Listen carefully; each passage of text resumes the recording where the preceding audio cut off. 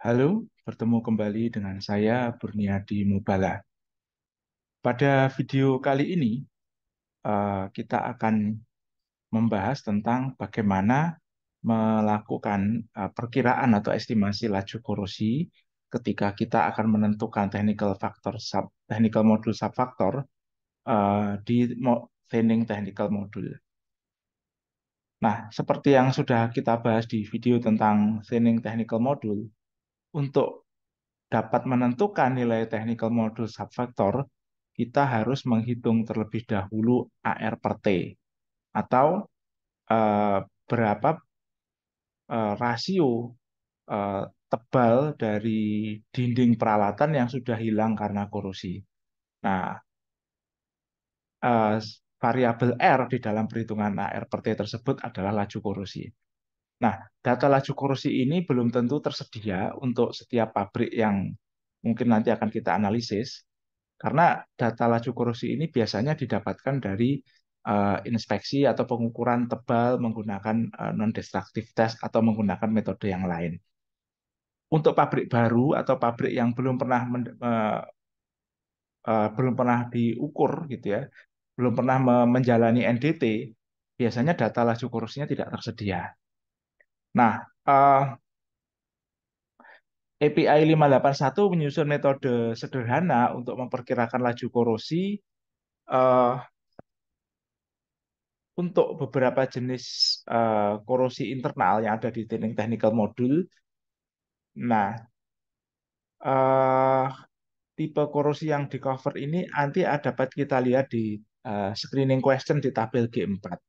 Nah, sedangkan laju korosi, perkiraan laju korosi untuk korosi eksternal nanti di cover oleh external damage technical module. Oke, nah ini adalah screening question yang memuat 8 jenis korosi yang laju korosi yang di cover oleh API 581. Jadi ada korosi HCl, ada korosi asam naftanik sulfidik pada temperatur tinggi, ada korosi H2SH2, lalu ada korosi H2SO4, korosi HF, sour water corrosion, amin corrosion, lalu ada high temperature oxidation. Nah, di tabel G4 ini nanti ada pertanyaan yang kalau jawabannya itu ya, itu kemudian eh, peralatan tersebut berpotensi mengalami korosi seperti yang ada di apa namanya di daftar ini. Nah, kemudian kalau kita tarik ke kanan, nanti di kanan ini ada instruksinya. Misal untuk korosi HCl itu kalau actionnya adalah if yes to all, proceed to G.6. Nah, G.6 ini adalah subbab di dalam training technical module yang nanti memuat tabel dan metode untuk memperkirakan laju korosi akibat adanya HCl di dalam aliran prosesnya. Oke, next. Nah, kita tidak akan membahas semuanya, kita akan bahas beberapa contoh. Yang pertama adalah modul subsection G6 untuk korosi HCl. Nah, kalau kita lihat di sini, pertanyaannya ada dua ya. Apakah prosesnya mengandung HCl?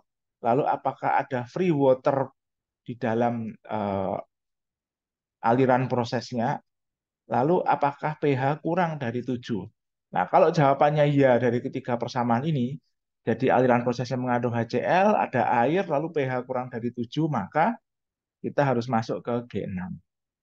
Nah, di tabel eh, G6 itu nanti di subbab G6 itu nanti ada tabel G10 yang memuat eh, kebutuhan data untuk memperkirakan laju korosi. Nah, kebutuhan yang pertama adalah jenis material, lalu ada pH, oke. Nah, nanti kalau misalkan data pH tidak tersedia, apa namanya, section G6 ini nanti juga menyediakan metode untuk memperkirakan pH. Oke.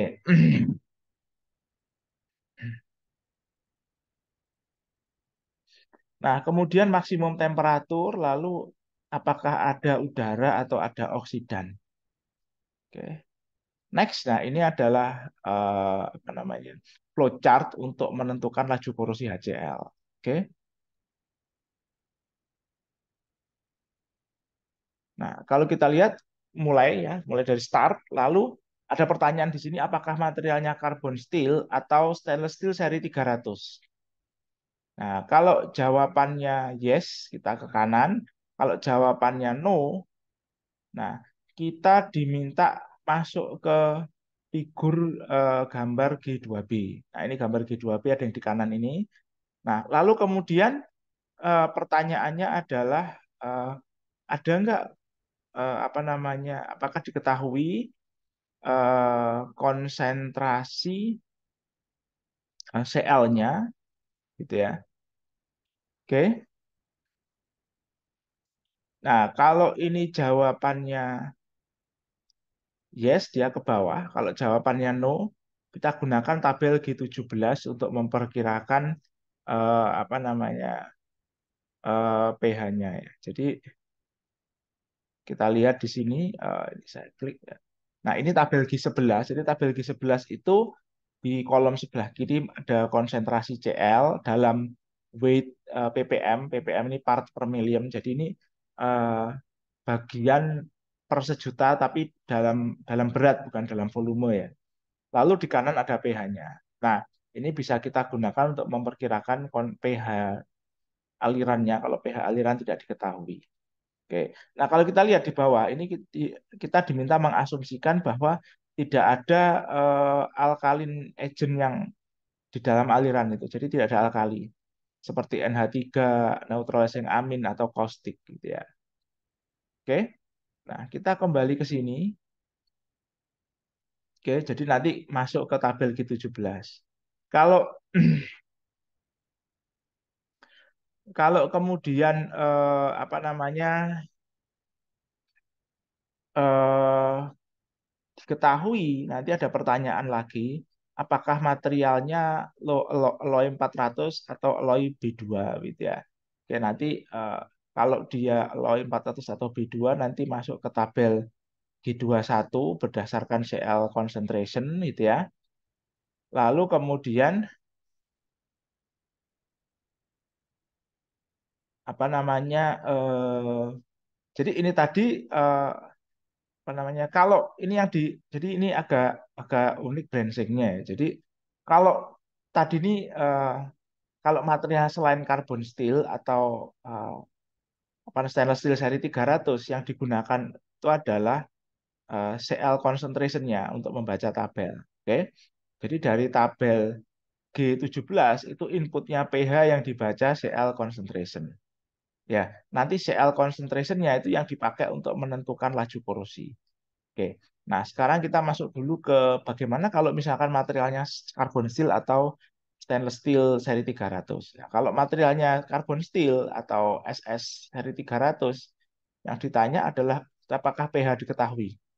Oke, kalau ya kita langsung masuk ke tabel G18, G19 untuk menentukan laju korosi berdasarkan temperatur, material, dan pH. Tapi kalau pH tidak diketahui, kita balik lagi ke tabel 17, kita baca pH-nya berdasarkan konsentrasi Cl. Jadi untuk alloy atau sorry untuk carbon steel atau stainless steel seri 300, jadi kita baca kalau yang dibutuhkan data pH. Nah, kalau kita tidak tahu data pH, kita inputkan, kita perkirakan menggunakan konsentrasi Cl, gitu ya. Nanti kita ketemu seperti ini. Jadi ini pH, nah ini temperatur, ini laju korosinya dalam MPY. MPY ini singkatan dari mils per year atau 10 pangkat min 3 inci per tahun, gitu ya. Nah, ini tabel G13 untuk stainless steel seri 300. Nah, jadi untuk membaca tabelnya butuh pH. Nah, kalau pH tidak diketahui, pH-nya kita perkirakan menggunakan konsentrasi Cl. Jadi membacanya dari kiri ke kanan ya. Nanti habis itu kita baca laju korosinya menggunakan pH. Ini untuk stainless steel TIG seri 300 dan carbon steel. Nah, kalau misalkan kemudian materialnya bukan carbon steel dan bukan stainless steel seri 300, ini pertanyaannya adalah apakah konsentrasi Cl-nya diketahui. Nah, kalau iya, ini pertanyaan selanjutnya, apakah materialnya adalah alloy 400 atau alloy B2? Kalau iya, maka nanti masuk ke tabel G21. Jadi dari konsentrasi Cl, temperatur, material, adanya oksigen atau oksidan, nanti kita baca tabel G21. Eits. Sorry, ini sepertinya ada salah cetak ya. Ini harusnya tabel G15. Jadi dari Cl concentration ada oksidan atau tidak dan temperatur nanti kita baca. Oke. Ini kita harus revisi ya. Ini bukan tabel G21 ya. Ini tadi harusnya tabel G15 ya. Oke, nah kalau misalkan apa namanya materialnya itu bukan apa namanya bukan low alloy, bukan alloy 400 atau alloy B2, itu eh, kita pakai tabel G20. Jadi ini sebenarnya eh, apa tabel G14 ya. Jadi ini untuk alloy yang lain, alloy 825, 2625, C276. Nah, ini sama juga ada Cl concentration, ada temperatur. Tapi di sini tidak dibutuhkan data keberadaan oksigen atau oksidan. Nah, kita balik ke sini. Nah, kalau misalkan Cl konsentrasinya tidak diketahui, nah ini kita bisa gunakan tabel G17 untuk menentukan Cl concentration-nya. Ya. Jadi kalau Cl concentration tidak diketahui, kita pakai pH baca ke kiri begitu ya. Sehingga nanti kita bisa dapatkan estimasi. Nah, karena di sini range, nah kita gunakan nanti apa namanya nilai tengah saja, tidak masalah. Gitu ya. Nah, ini konsentrasinya dalam weight persen. Nah, sedangkan ini dalam weight ppm begitu ya, part per million. Eh, persen bukan persen berat ya, sejuta gitu ya berat. Nah, ini harus kita kita konversi menjadi persen begitu ya. Dengan mengalikan 10 pangkat min min 4 gitu ya. Nanti kita dapat menemukan berapa persen beratnya. Oke. Next. Jadi itu teknik penentuan laju korosi untuk HCl corrosion. Ya. Nah, kemudian untuk high temperature sulfidic and naphthenic acid corrosion, ini contoh yang kedua ya. Sebenarnya pola-polanya mirip ya. Jadi nanti ada data yang dibutuhkan, lalu kemudian kita baca tabel itu, sesuai dengan kebutuhan datanya, nanti kita baca tabel laju korosinya. Nah, untuk high temperature naphthenic corrosion ini, data yang dibutuhkan selain material, temperatur, itu adalah sulfur content atau total acid number dan kecepatan aliran. Oke. Nah, flowchartnya sederhana. Jadi start ya nanti dari material, maksimum proses temperatur, total acid number, sulfur concentration kita baca tabelnya. Nah, kalau misalkan apa namanya ini kecepatannya ya, kecepatan aliran di dalam peralatan itu kurang dari 100 feet per second itu kita langsung pakai nilai dari tabel. Tapi kalau eh, kecepatannya di atas 100 feet per second itu laju korosinya kita kalikan 5, ini ada tertulis X5. Nah, ini tabelnya ya, ini untuk carbon steel. Jadi ini sulfur content, total acid number, lalu ada temperatur. Oke. Ya, ini sama untuk apa namanya? Untuk seperempat Cr dan 2/4 Cr steel ada sulfur content, total acid number, lalu kemudian temperatur. Nah, di sini ada laju korosinya. Oke, ini untuk 5% Cr, ini untuk 7% Cr, ini 9% Cr ya, sama. 12% Cr, ya.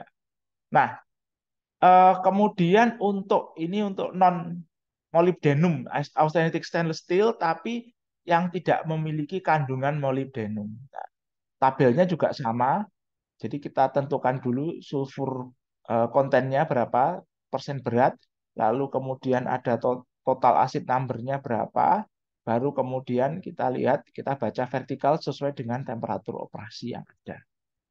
Oke, ini untuk yang SS316 dengan kandungan molibdenum kurang dari 2,5%. Ini untuk SS316 dengan molibdenum lebih dari 2,5%. Jadi ini eh, apa namanya data yang dibutuhkan sama gitu ya untuk semua tipe baja. Hanya saja tabelnya yang berbeda-beda yang kita harus bisa membaca tabelnya sesuai dengan eh, tipe material of construction yang dipakai. Baik, mungkin itu selesai. Sampai bertemu lagi di video selanjutnya.